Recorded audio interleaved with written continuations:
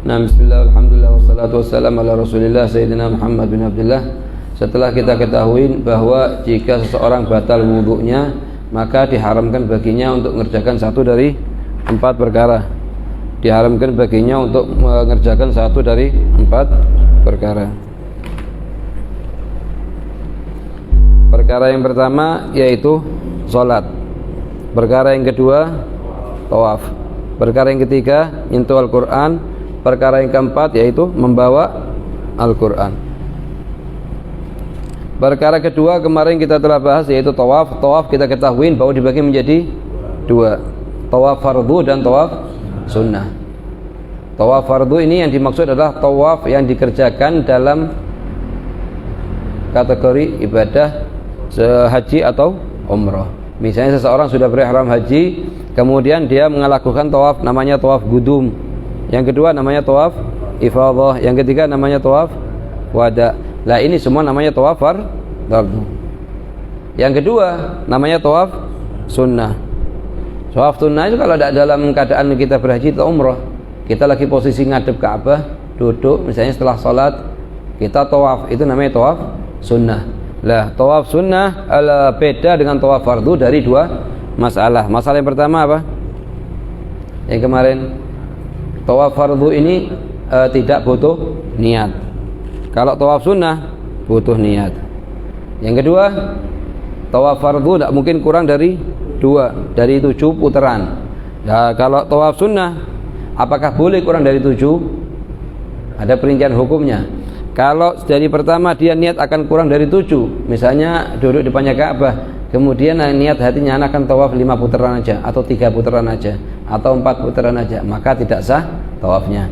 Tapi kalau dia dari pertama niatnya 7, setelah dimulai 4 atau 3 atau 5, kemudian akan keluar dari masjid, akan merasa cukup dengan hal tersebut, maka hukumnya boleh dan termasuk sah. Ini perbedaan apa? Kedua, daripada tawaf sunnah dan tawaf fardu. Lah kalau kita ngerjakan tawaf tanpa wudu, hukumnya bagaimana? Misalnya dalam madzhab Imam Syafi'i kita ketahui hukumnya, kalau amidan aliman mukhtaran, amidan artinya sengaja, aliman ngatahu hukum, mukhtaran artinya apa? Tanpa paksaan. Kalau 3 syaratnya terpenuhi maka haram. Yang kedua tidak sah, haram dan tidak sah. Ini menurut pendapatnya Imam Syafi'i. Menurut pendapatnya Imam Abu Hanifah, mengatakan sah tawafnya, cuman kalau hadasnya hadas kecil wajib bayar kambing, dam kambing. Kalau hadasnya hadas besar maka wajib bayar dam onta. Oke, ada kalanya masalah seperti ini kita butuhkan. Kapan kita butuhkan? Kalau perempuan lagi haji atau lagi umrah, sudah niat umrah, belum mulai tawaf, datang darah haid. Sedangkan haidnya dia misalnya sebab ini seminggu atau 5 hari atau 6 hari. Di sisi yang lain itu travel akan balik ke Indo 2 hari lagi atau berapa jam lagi. Bagaimana jalan keluar dari permasalahannya dia ini? Dan begitu.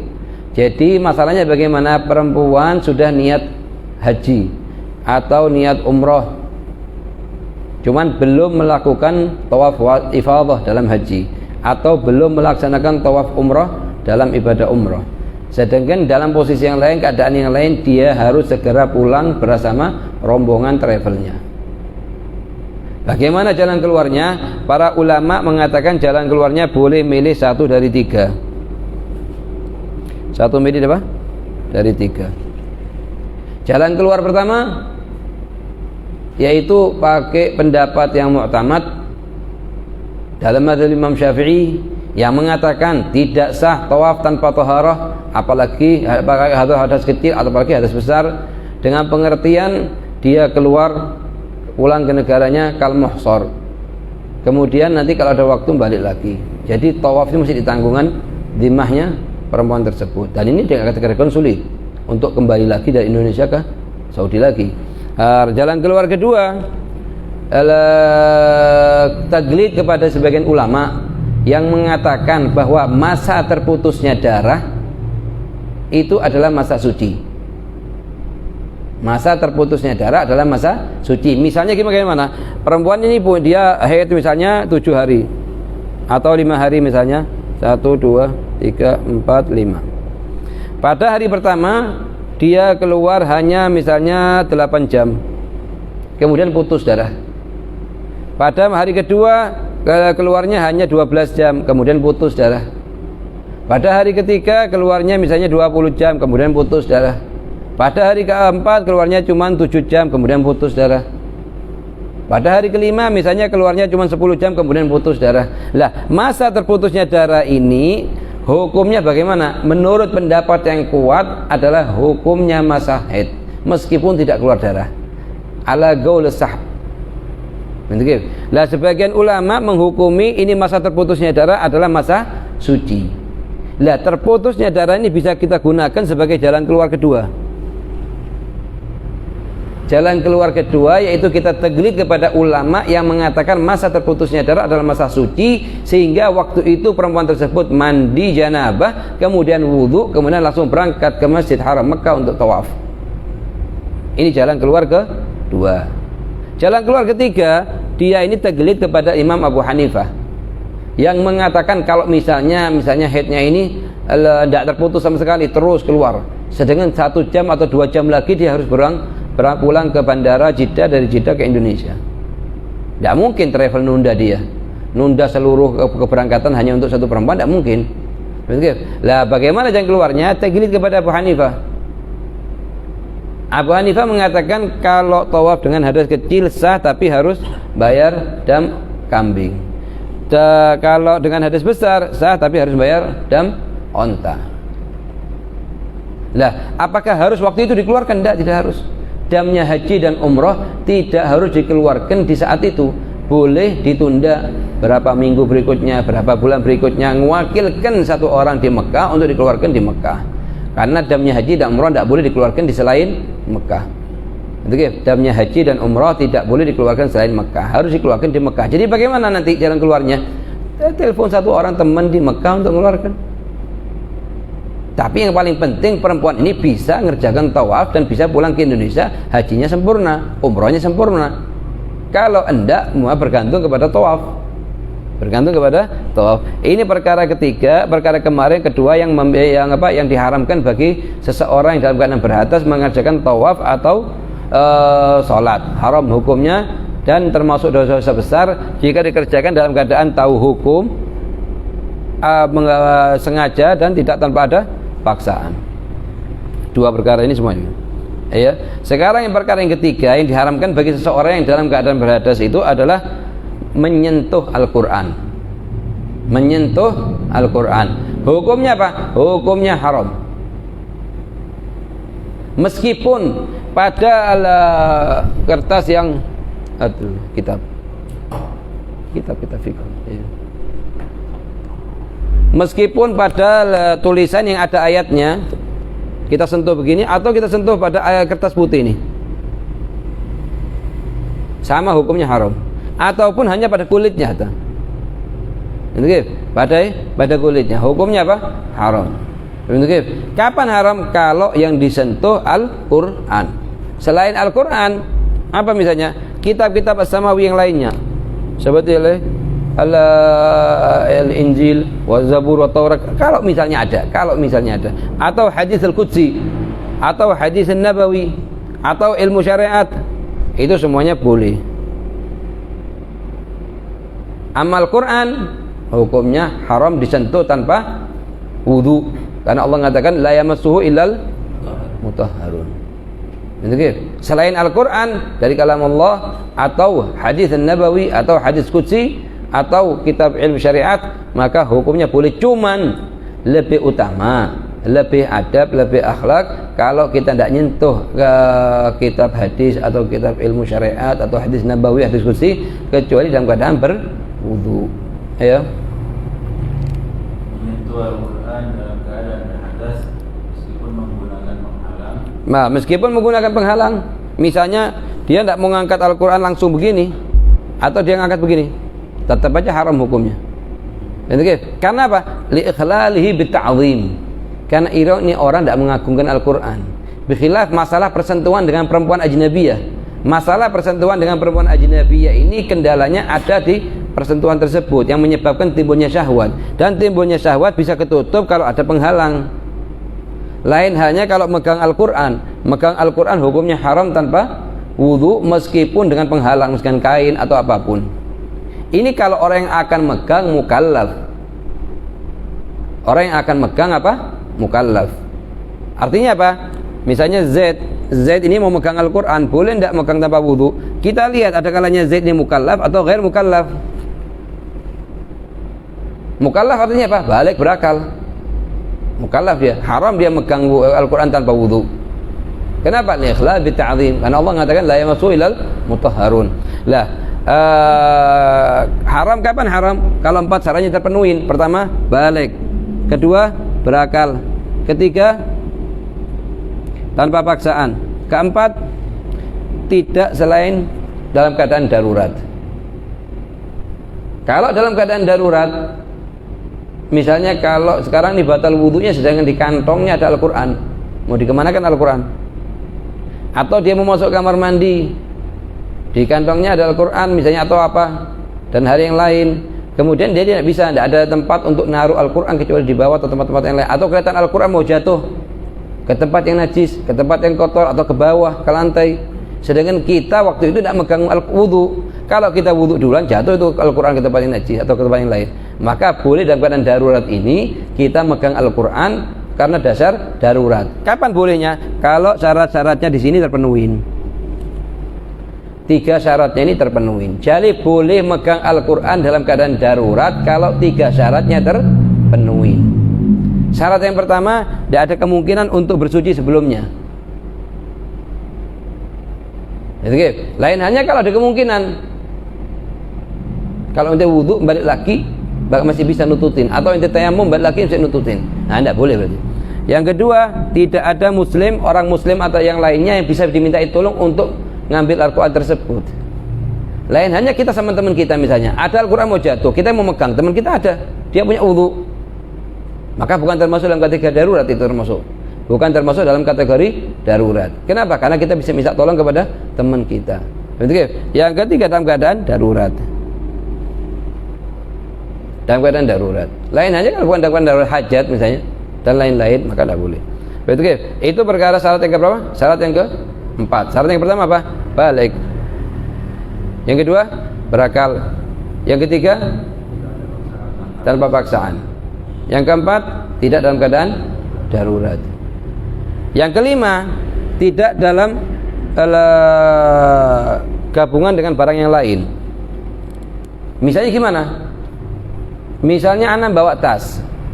Dalam tas itu ada Al-Quran dan selain Al-Quran. Paham tak?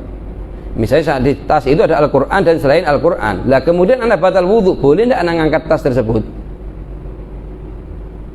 Boleh tidak anak ngangkat tas tersebut? Para ulama menjelaskan ada 4 keadaan. Ada berapa keadaan? 4.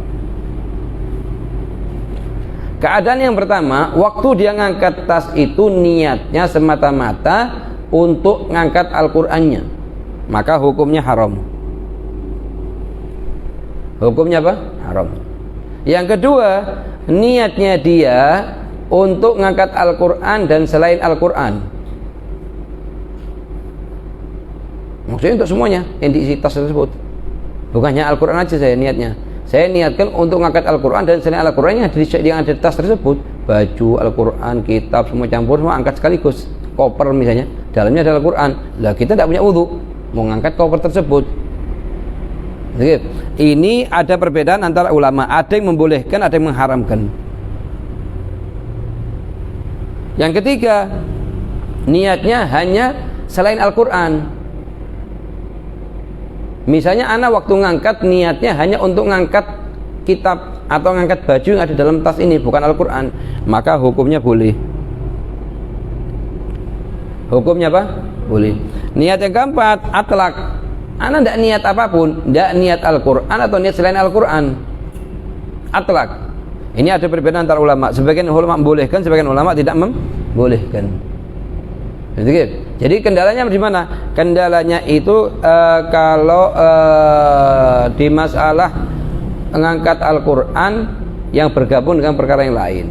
Misalnya kitab dan lain-lain di satu tempat, misalnya di satu plastik, di satu contoh, tas dan lain-lain. Apakah boleh apa tidak? Ada 4 keadaan tergantung dia niatnya dia. Begitu ya? Itu apa namanya itu? Menyentuh Al-Quran. Yang ditulis untuk Al-Quran. Lain hanya syarat ke-6. Ini yang ditulis apa? Yang ditulis untuk Al-Quran. Lain hanya kalau nulisnya bukan untuk Al-Quran, untuk tahsin, untuk azimat, boleh disentuh tanpa wudu. Misalnya ayat ini, ayat kursi ini ditahsin untuk zina, bukan untuk Al-Quran ini, maka hukumnya boleh disentuh tanpa wudu. Idza kutiba lidirasah. Sekarang misalnya dia ini sekarang anak tulis begini, nun, niatnya anak nun wal qalami wa ma yasturun, yang di Al-Quran, maka haram bagi anak nyentuh ini sekarang kalau anak tanpa wudu. Tapi kalau niatnya anak nun ini huruf hijaiyah, itu bukan Al-Quran niatnya, maka tidak haram. Maka tidak haram. Jadi nyentuh Al-Quran bisa dikategorikan bagi orang yang mukallaf itu haram kalau 6 syaratnya terpenuhi. Syarat yang ke-6 apa? Ditulis untuk Al-Quran. Lain hanya idza kutiba li ghairi dirasah, seperti tamimah, azimah dan lain-lain, hukumnya boleh. Itu kalau semuanya kalau mukallaf. Lain hanya kalau bukan mukallaf, sobi. Anak kecil mau nyentuh Al-Quran boleh enggak? Anak sobi mau nyentuh Al-Quran boleh apa tidak? Dibagi menjadi 2. Ada kalanya mumayyiz, ada kalanya ghair mumayyiz. Ada kalanya sabi tersebut sudah mumayyiz. Sudah, artinya mumayyiz apa? Mumayyiz itu mencapai 2 syarat. Sudah umur 7 tahun dan bisa makan sendiri, minum sendiri, istinja sendiri. Ini anak namanya sobi mumayyiz. Kalau sobi mumayyiz kita lihat, kalau untuk dirasah boleh, kalau untuk ghairi dirasah tidak boleh. Kalau sobi mumayyiz tujuannya bawa Al-Quran itu untuk belajar ke ustadznya, dirasah, belajar Al-Quran, baca, nulis, baca dan lain itu boleh. Tapi kalau tujuannya untuk dibawa mainan, dibuat mainan begitu aja, tidak boleh. Kalau dibuat mainan begitu aja hukumnya tidak boleh. Tapi kalau sobi selain mumayyiz, maka hukumnya tidak boleh mutlakon. Haram hukumnya megang. Yang haram siapa? Anaknya, tidak. Orang tuanya yang biarkan anaknya menyentuh Al-Quran, sedangkan anak tersebut belum mumayyiz. Kalau orang tuanya tahu, kalau orang tuanya tidak tahu, ma'dzur. Itu apa ya? Seperti baju, hukumnya adalah haram kecuali jika dalam keadaan darurat. Kecuali dalam keadaan darurat, itu apa ya? Maka hukumnya adalah boleh membawanya dengan 3 syarat. Yaitu 1, dalam keadaan darurat. Darurat. Lain hanya kalau bukan darurat. Itu apa ya? Seperti takut jatuh di tempat najis ini. Kalau ente biarkan akan jatuh di sampah atau akan jatuh di tempat najis dan najis ada kotoran dan lain-lain. Itu apa ya? 2, tidak mungkin untuk berwudu sebelum. Tak mungkin itu berwudu. Anak kalau mau berangkat ke tempat wudu mau balik lagi dan nututin, jatuh duluan nanti. Kelas ente pegang dulu sudah. Itu apa ya? 3, tidak mungkin dititipkan kepada. Nah, tidak ada temannya kita, anak sendirian misalnya. Anak mau netap ke siapa? Misalnya, tidak ada yang teman untuk dititipin, maka boleh. Termasuk dalam keadaan darurat. Ama masih ada temannya ente di sampingnya ente, tetapkan dia atau dia suruh ngambil. Ya. Jika telah terpenuhi syarat-syaratnya, maka boleh menyentuh Al-Quran tanpa wudu, ya. Yang keempat, membawa Al-Quran. Yang keempat, perihal yang keempat dari yang diharamkan bagi seseorang yang tidak punya wudu membawa Al-Quran. Kita punya namanya nyentuh, ada namanya bawa. Itu ya. Membawa Al-Quran tanpa wudu hukumnya adalah haram.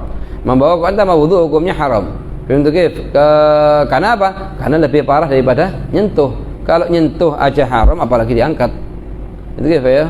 Lain halnya jika membawa kitab Injil.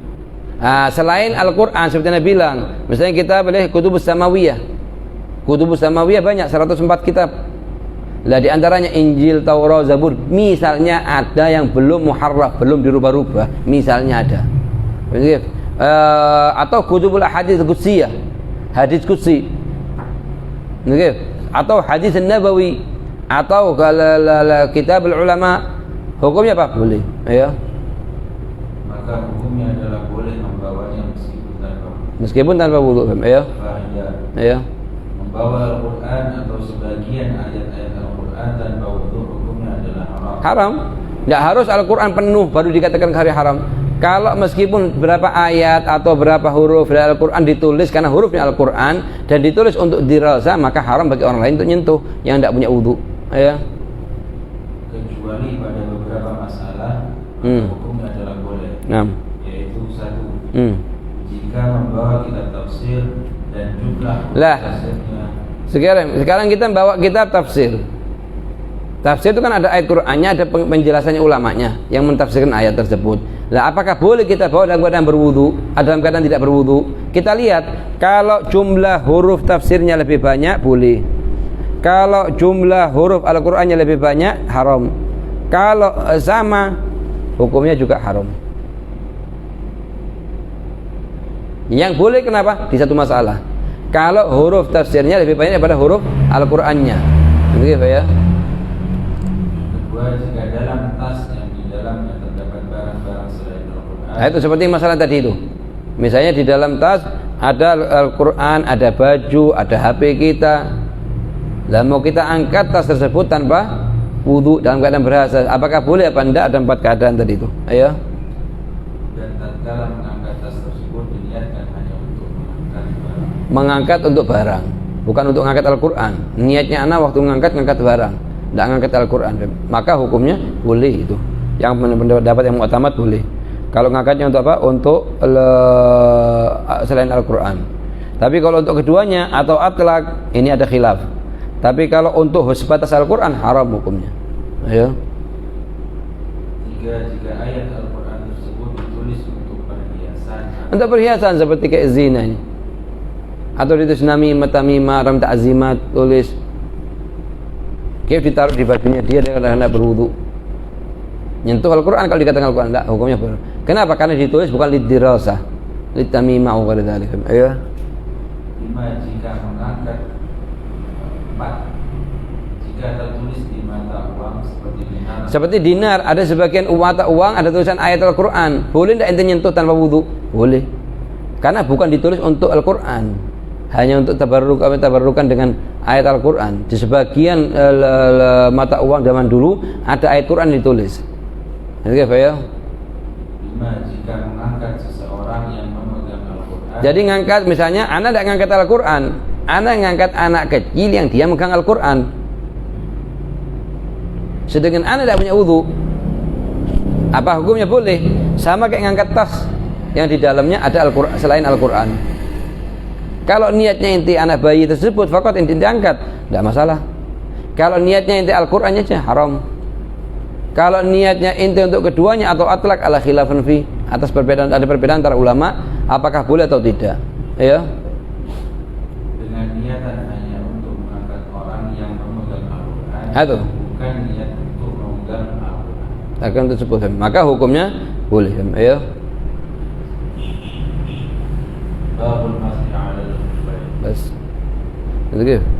Jadi di sini kita ketahui bahwa perihal yang diharamkan bagi seseorang yang batal wudunya ada 4. Yang pertama, sholat, meskipun sholatnya sholat fardu atau sunnah atau semisal sholat. Semisal sholatnya artinya sujud tilawah dan syukur. Sholat ini dikerjakan dalam keadaan tidak berwudu, haram hukumnya, kecuali pada beberapa masalah, yaitu pada 4 masalah. Masalah yang pertama, daimul hadath. Yang kedua, faqidat tahurain. Yang ketiga, mukrah. Yang keempat, yang keempat,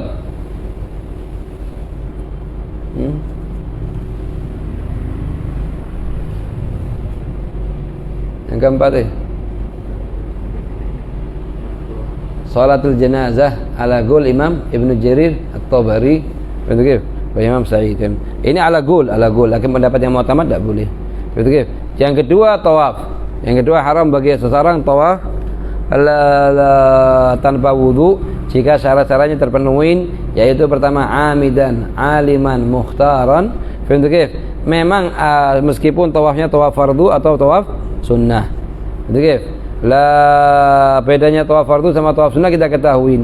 Di sini tawafnya orang yang dikerjakan oleh jamaah haji ini, jamaah haji ada 3, ada namanya tawaf gudum, ada namanya tawaf ifadah, ada namanya tawaf wada. Pendapat yang kuat, menurut pendapat yang kuat, tawaf wada itu harus pakai wudu.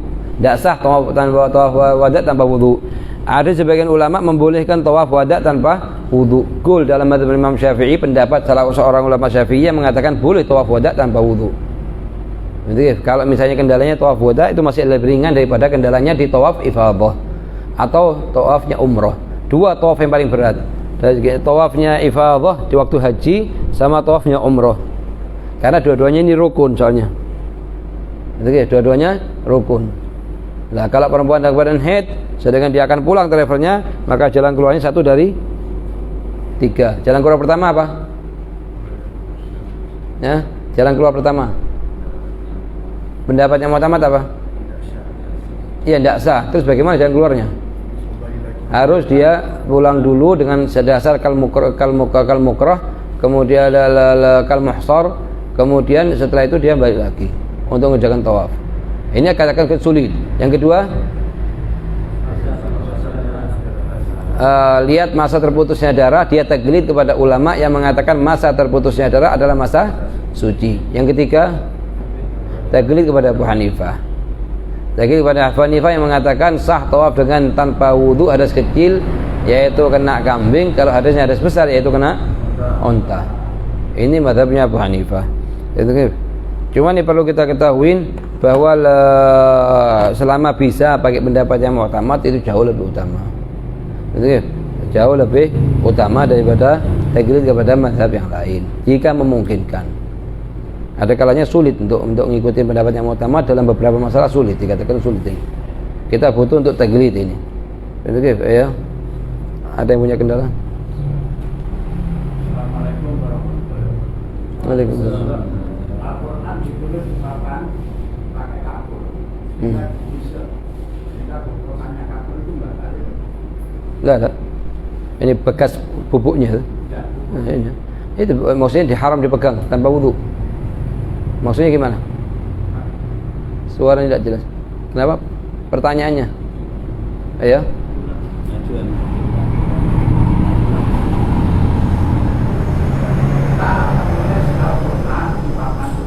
Iya. Pakai kapur. Jika kita Hapus. Iya. goblokannya itu apanya, pupuknya Iya. itu boleh dipegang. Boleh. Dalam keadaan ini bukan karena bukan bentuk Al-Quran lagi sudah. Naam, lebih utama kita tidak kita buang, bahkan kita tanam. Sama kayak katanya Habib Zain, kalau kita kelihatan Al-Quran sudah hancur, dibaca tidak bisa, dibiarkan juga kerepotan. Bagaimana jalan keluarnya? Dibakar, debunya nanti ditanam, jangan dibuang di sampah. Ayo. Sama kayak ini HP. Kendala sekarang kita di HP-nya kita ada Al-Quran, dibuka, layarnya masih hidup, haram kita sentuh. Tapi kalau layarnya ditutup, boleh kita sentuh. Kalau hidup di depannya layarnya ayat Quran, haram kita sentuh. Tapi kalau kita tutup, sama kayak sekarang begini, sekarang tulis ayat Quran di sini. Ini sekarang ayat Quran. Kemudian selama ada, haram kita pegang sini. Tapi kalau sudah diginikan, ya sudah boleh. Katanya Habib paling miripnya ini, mirip dengan apa? Dengan apa yang ditulis dalam lauhah. Masalahnya HP ini mirip dengan masalahnya lauhah. Lauhah kalau kita tulis ayat di papan tulis seperti ini, kemudian kita selama ayat masih ada, haram kita sentuh kan. Tapi kalau sudah kita ngambil penghapus, kita hapus, terus kita menyentuh ini, boleh enggak? Boleh. Itu pendapatnya Habib begitu. Ayo.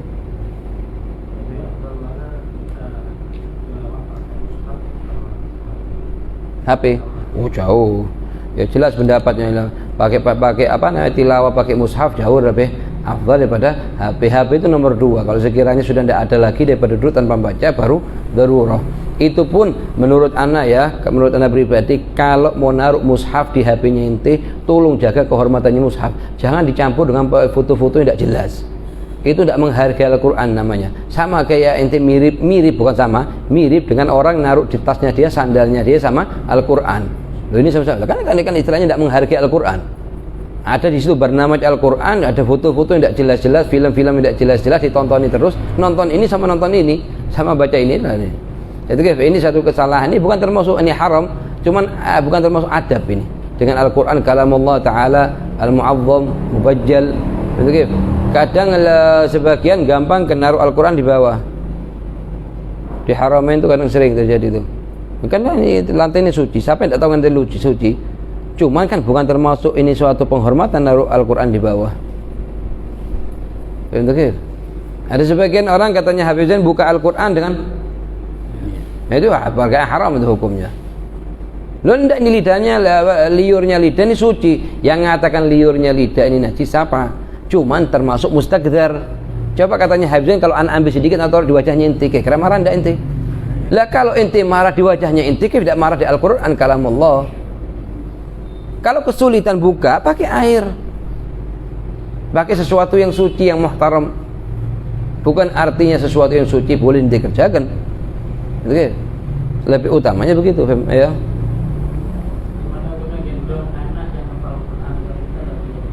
Tidak masalah. Tidak masalah sama sekali. Ya sudah, kok jadi kita yang gendong, anaknya sendiri juga ada kotorannya di dalamnya. Itu Paham tu ke? Itu lah terlalu jauh. Paham tu ke? Hukumnya apa? Hukumnya boleh. Naam, dari segi yang lain kita agungkan. Apa diagungkan misalnya? Jangan kita kerasin dia, jangan kita caci maki dia, jangan kita gunjing di belakangnya dia. Kenapa? Karena ngafal Al-Quran, kita hormati Al-Qurannya. Tapi Anda bilang sama itu ya, Al-Quran ini bisa menjadi satu kemuliaan apalnya kalau diikutin dengan sedikit ngamalkan dengan apa yang ada di dalamnya. Kalau Anda ya tidak terlalu beda jauh dengan yang tidak apal. Bahkan yang bunuh Sayyidina Ali bin Abi Thalib, yang Abdurrahman bin Muljam apal Quran 30 juz. Qurannya ngasih manfaat ke dia enggak. Kenapa? Karena nurnya Al-Quran tidak masuk. Ya kita bukan artinya kita tidak menghafal Quran, enggak, termasuk menghafal Quran perkara yang sangat dianjurkan. Kalau sampai anak itu bisa hafal Al-Quran, itu kedua orang tuanya yang dukung anaknya untuk menghafal Al-Quran dikasih mahkota di hari kiamat yang seluruh para nabi dan syuhada kepingin dapat mahkota tersebut. Ini katanya ulama, kalau orang tuanya yang dukung, bagaimana anak itu sendiri? Kita dukung anak kita untuk menghafalkan Al-Quran, cuman dukung juga untuk ngamalkan. Kam min qari'il Qur'an wal Qur'an yal'anuh. Berapa banyak orang yang baca Al-Quran tapi Al-Quran ngelaknat dia.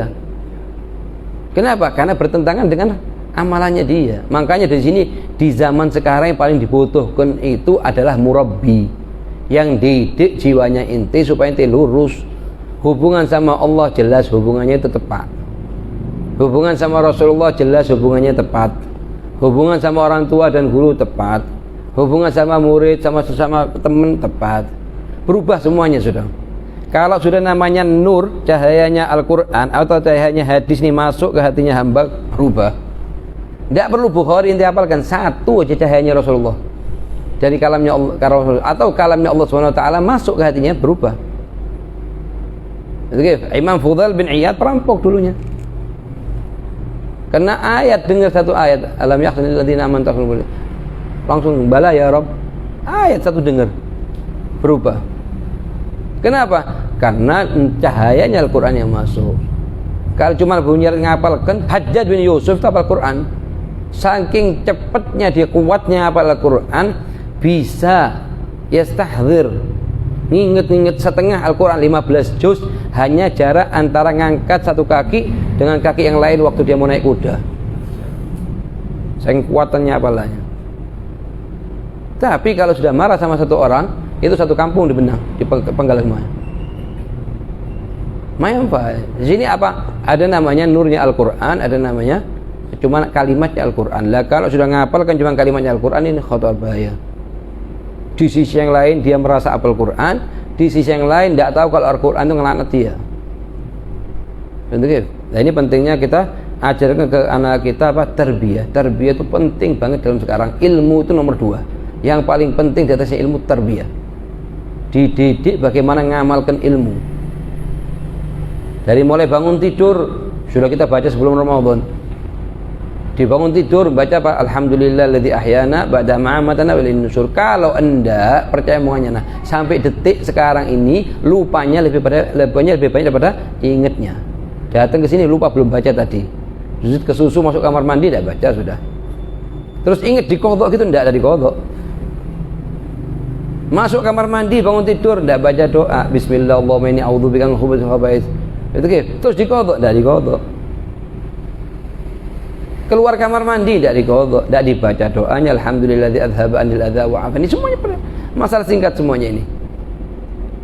Yang keempat memakai baju alhamdulilladzi kasani hadza thawb wa razaqani min ghairi haulin minni wala quwwah. Dibaca tidak dibaca.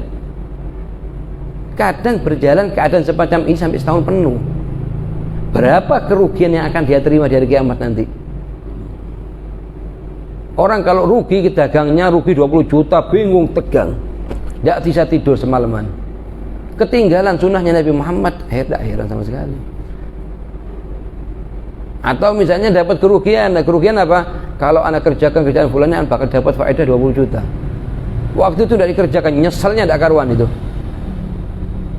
Giliran sudah bangun tidur tidak baca doa, tidak heran sama sekali. Ini tidak merasa kehilangan sesuatu. Ini suatu kekurangan. Kenapa? Karena butuh dia ini diingatkan terus di sampingnya dia di dalam rumah sehingga dia sudah kebiasaan baca. Kalau sudah kebiasaan baca nanti otomatis buka mata langsung alhamdulillah lisannya dengan otomatis sudah. Semacam ada orang yang ngomongin baca doanya bangun tidur. Di hatinya dia timbul dengan sendirinya. Itu namanya lawamah. Kalau masih belum ada sama sekali. Kalau ente masuk kamar mandi tidak ingat, tidak ada yang ingatkan ente. Keluar kamar mandi tidak ingat, tidak ada yang ingatkan ente. Itu masih nafsunya nafsu al-ammarah bisu. Hambanya nafsu al-ammarah bisu. Kapan mau disuruh A, B, B sudah. Jangan baca, jangan baca sudah. Tidak diingatkan. Ya, bagaimana Nabi bilang supaya ente bisa ingat, kerjakan. Lupa harus sanksi. Hari ini anak tadi tidak baca doa bangun tidur, anak sanksi kasih sholat 20 rakaat. Duduk di masjid, jangan pulang dulu, duduk 20 rakaat atau sholat di rumah 20 rakaat. Besok pagi tidak bakal lupa ente. Tanpa sanksi tidak bakal dibaca. Percaya omongannya, ketemu tahun lagi depan di sini, ya. Kalau mau ditanya jujur berapa kali ente baca, wallahi Habib lupa sarahana. Yang kemarin itu waktu taklim baca, setelah itu halah selesai, tidak mau kayak gitu. Itu tidak masalah sama sekali. Jangan hadir karena barokah, tapi hadir untuk ngamalkan. Itu kif, ayo. Rubatan ini Al-Quran dalam itu bagi yang baca saja saya mendengarkan. Masalahnya sekarang ada banyak yang malam menjawab Al-Quran asli. Iya, semua artinya ahlul Quran itu apa? Ahlul Quran semua orang muslim. La ilaha illallah Muhammad Rasulullah. Cuman yang membaca lebih berat. Dia membaca dan dia tidak ngamalkan. Kalau masalah tajwid ini masalah khilafiyah. Selama tidak yukhillu bil huruf dan lain-lain, itu masalah khilaf. Dalam menurut fuqaha baca dengan tajwid sunnah. Menurut ahli qiraat baca dengan tajwid wajib. Lah hukum diambil keluar dari para fuqaha. Artinya apa? Sangat dianjurkan kita baca dengan tajwid, tertil. Cuman jangan terus hamnya dia hanya tertil dan tajwid tapi tidak mau ngamalkan. Betul? Ya. Ya kalau dia ngamalkan dan dia nyebarkan, ngajarkan sampai apa yang dilakukan dalam perbuatannya, perkataannya dia semuanya Al-Quran. Wa kana sallallahu alaihi wasallam khuluquhu Al-Quran. Apa artinya khuluqul Quran? Ya ini muttasif bijami apa yang diajarkan di Al-Quran. Perintahnya dikerjakan, larangannya ditinggalkan. Berarti ya dia sama kayak fulan ini sama kayak ihya berjalan. Apa artinya? Ngamalkan apa yang di ihya. Sehingga kayak kitab ihya berjalan ini. Itu apalagi Al-Quran. Kan Rasulullah mengatakan kana khuluqul Quran. Apa artinya kana khuluqul Quran? Yani yattasif bi jami' ma fil Quran.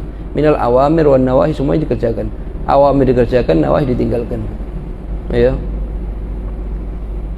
Bagaimana hukumnya menulis Al-Quran dengan huruf Latin? Apakah itu tidak ada larangan bagi yang menulis? Al-Quran mu'jaz dia. Kalau sebatas untuk mengajarkan orang permulaannya dia tidak bisa baca, tapi mu'jaz dia. Mu'jaz artinya mu'jaz punya khususiyat di penulisannya dalam bentuk bahasa Arab ini. Kalau sebatas untuk mengajarkan orang tidak bisa baca dia. Paling tidak kita ngajak orang baru masuk Islam, kita paksa bahasa Arab tidak ngerti dia. Cuma bagaimana dia pertama kali misalnya untuk hal darurat dituliskan hanya untuk sebatas untuk dia faham, baca Fatihahnya dia, untuk supaya sah salatnya dia, labas. Untuk hal yang darurat ini. Bukan untuk perihal ini ditulis setiap hari terus disebarluaskan dipakai seperti itulah, karena seperti mat dan lain-lain tidak ada di tulisan bahasa Indonesia. Dan huruf-hurufnya ada sebagian huruf tidak bisa ditulis dengan bahasa Indonesia dengan tepat, tidak bisa. Yang paling mendekatkan ini. Jadi kalau sekiranya dalam keadaan darurat untuk orang yang masuk Islam, baru masuk Islam, tidak paham sama sekali Fatihah, kecuali dia ngapalkan dulu, baru kita betulkan dengan perlahan-lahan cara bacanya dan lain-lain. Tapi kalau tidak darurat, ini adalah rasa tidak boleh. Mansus ada di kitab Imam At-Tibyan Imam Nawawi itu menyebutkan masalahnya. Ayo.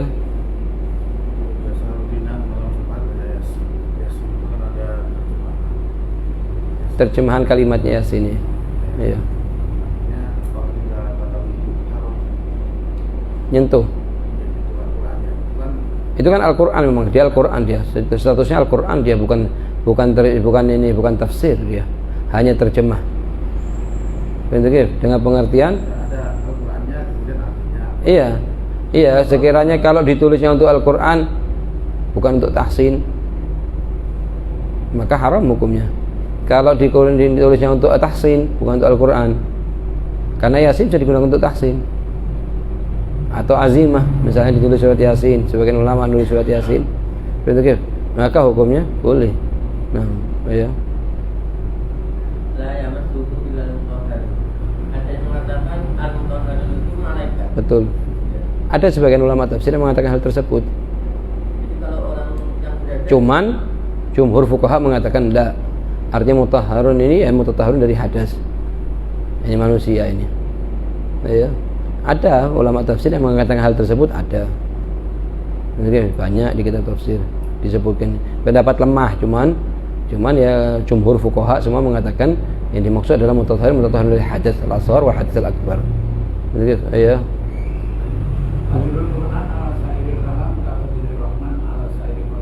Nah.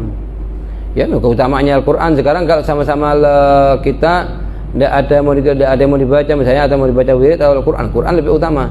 Cuman katanya ulama, zikir yang warid dari Rasulullah atas amalan-amalan tertentu pada waktu-waktu tertentu yang khusus itu lebih utama. Misalnya kita setelah assalamualaikum warahmatullahi, Rasulullah mengajarkan mengucapkan Allahumma antas salam. Misalnya orang lain mengatakan tidak mengambil Al-Quran, salah. Karena yang mengajarkan juga Rasulullah. Dan mengikuti perintahnya Rasul, mengikuti perintahnya Al-Quran. Mengikuti perintahnya Rasul, mengikuti perintahnya Al-Quran. Misalnya sekarang Rasulullah mengatakan setelah itu mengucapkan subhanallah 33 kali. Tidak mau ditinggalkan semua ini. Sebagian orang begitu. Assalamualaikum warahmatullahi wabarakatuh, ngambil Al-Quran langsung duduk. Lah, salah itu. Loh, ini kan kalam Allah lebih afdal. Siapa yang mengatakan kalam Allah? Tidak ada di atasnya kalam Allah.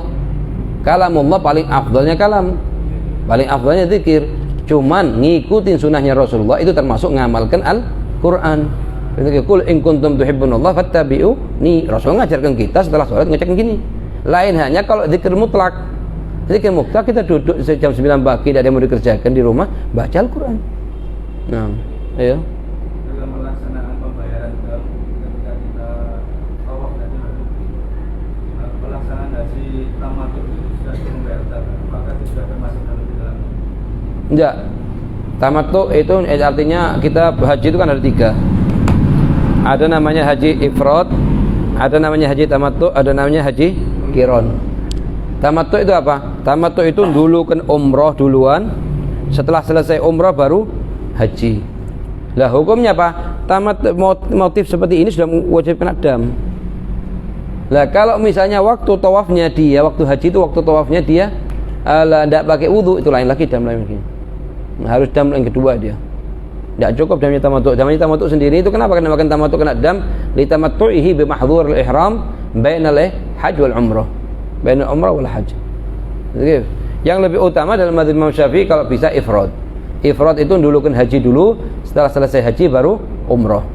Kalau dulu kan umroh dulu kemudian haji namanya tamattu. Kalau bareng haji dan umroh namanya qiran.